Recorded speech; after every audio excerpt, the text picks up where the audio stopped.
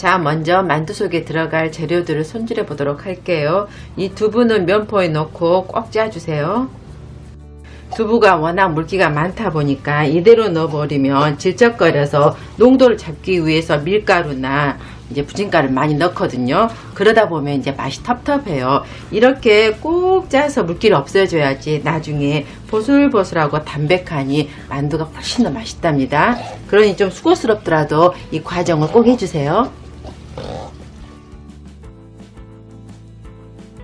그리고 대파, 양파, 부추, 당근, 청양고추, 불린 건표고버섯은 최대한 좀 잘게 썰어주세요. 이게 이제 큼직큼직하게 썰다 보면은 아무래도 나중에 모양이 일정치 않아서 보기에도 안 좋더라고요. 이렇게 좀 잘게 썰어줘야지 나중에 균일하게 맛도 훨씬 더 있답니다.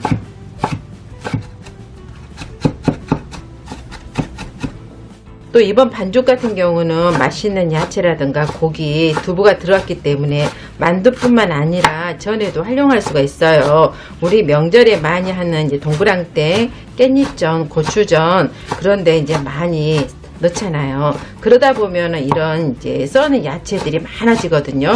썰다 보면 이제 어깨가 아프니까 그럴 때는 집에 있는 다짐기를 사용하셔도 괜찮아요.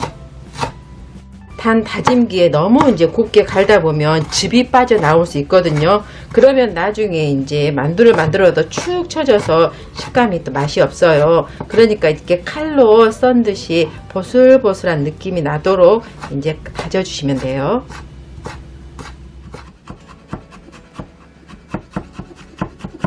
그리고 저는 건표고를 미지근한 물에 1시간 정도 불려서 꼭 짜서 이렇게 썰어 주었는데 이게 없으시면은 생표고버섯, 팽이버섯, 느타리버섯 그런 버섯들도 괜찮아요.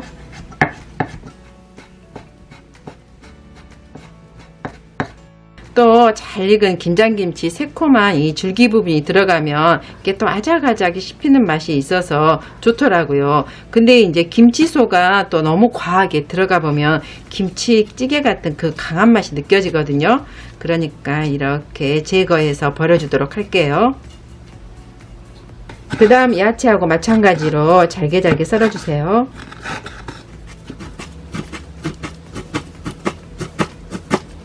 자, 이제 만두소를 만들어 볼게요. 아까 꼭 짜놓은 두부에 부추만 빼넣고 잘게 썰어 놓은 야채를 넣어주세요.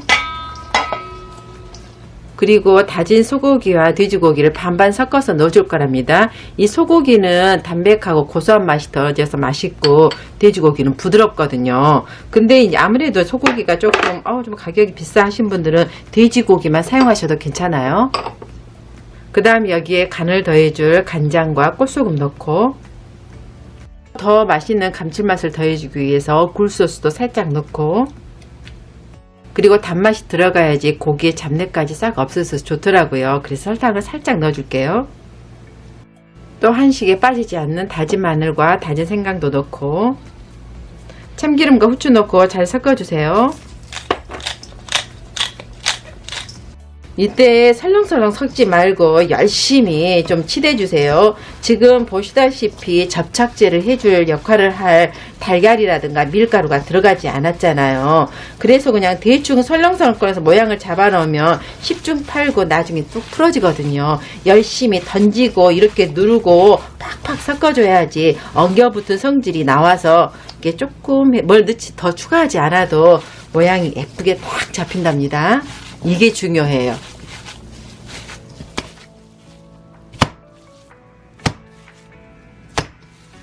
이렇게 한 덩어리로 이루어지고 손으로 쥐어봤을 때 형태가 잡히면 다 된 거랍니다. 그 다음 부추와 부순깨 넣고 잘 섞어주면 이제 만두소 만들기도 다 끝났답니다. 부추는 워낙 열이다 보니까 막 처음부터 치대버리면 풋내가 나거든요. 그러니까 마지막에 이렇게 좀 섞어주세요.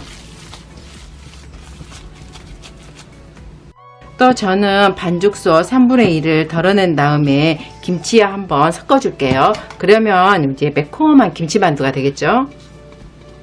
그런데 이제 김치를 넣다 보면 물기가 좀 있을 수 있으니까 농도감을 잡아주기 위해서 전분가루도 살짝 넣어주도록 할게요.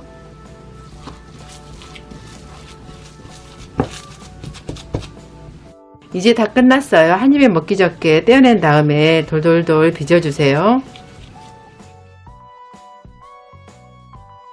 저는 이번에 만두피 없이 이렇게 감자 전분가루를 살짝 입혀줄 거랍니다. 이렇게 해놓으면 겉을 코팅시키듯이 잡아줘서 풀어지지 않고 모양이 이쁘게 나온답니다. 거기다가 이 만두소를 오롯이 즐기실 수 있어서 아이들도 어른도 다 좋아해요. 그러니 여러분도 꼭 한번 이렇게 해보세요. 엄청 좋아할 거예요. 이제 만두를 쪄보도록 할게요. 먼저 찜기에 이제 만두를 이렇게 올려주시면 되는데, 아무래도 이렇게 맞닿아 있으면 나중에 이제 떼어내기 불편하니까 살짝 간격을 놔두세요. 그리고 이제 다 못 먹을 것 같으면 그냥 냉동실에 놔놨다가 나중에 이제 떡국을 해 먹은다든가 전골, 라면 다양하게 활용할 수 있으니까 취향껏 즐겨주세요. 이제 물이 부글부글 끓어오르면 찜기 올리고 뚜껑 덮어서 센 불에서 쪄주세요.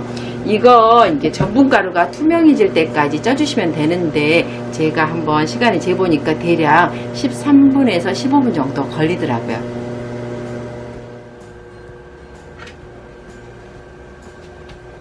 그럼 여러분도 만두피 없이 속이 꽉 찬 굴림만두 맛있게 해서 드시고 오늘도 내일도 힘내세요.